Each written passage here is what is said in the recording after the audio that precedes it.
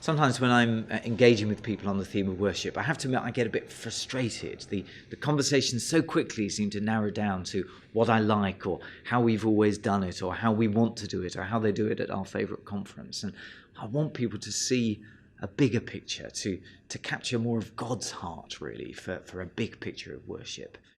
At the end of the day, worship is about responding to the God who's there.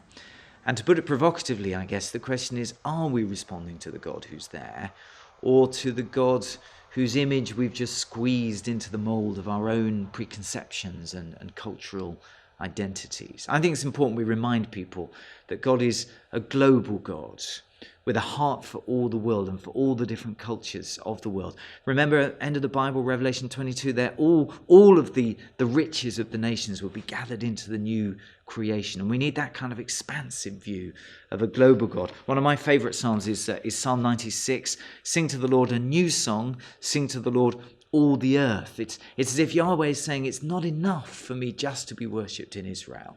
I should be worshipped by all of the nations. And as they join the song, they make it new as they express it in their own cultural forms. And we end up with this lovely, rich picture of what the worship of Yahweh looks like, rather than the narrow, parochial one. So he's the global God.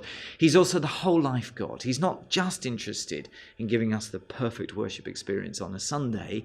He's interested in equipping us for worship in everyday life. Romans 12 verse 1, it's through giving our lives, our bodies, in service of God in the gritty realities of everyday life. It's through doing that we enter into, well, you could translate it, the worship that makes sense.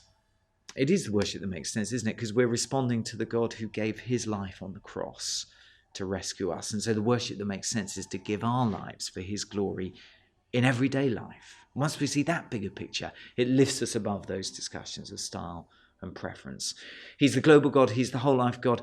He's also the whole person God, who cares for us as whole people and who desires his shalom, his peace, his wholeness to touch not just our spiritual lives, but whatever that means, but the whole of life, our relationships, our work, our priorities, our spending, our politics, our public life, all of life, touched and shaped by the shalom of God. He's a big God, and ultimately it's that big picture of God that will give us a big picture of worship. But perhaps even more important than that, when we teach and when we model that big picture of God, we're actually teaching and modeling worship of the God who's there.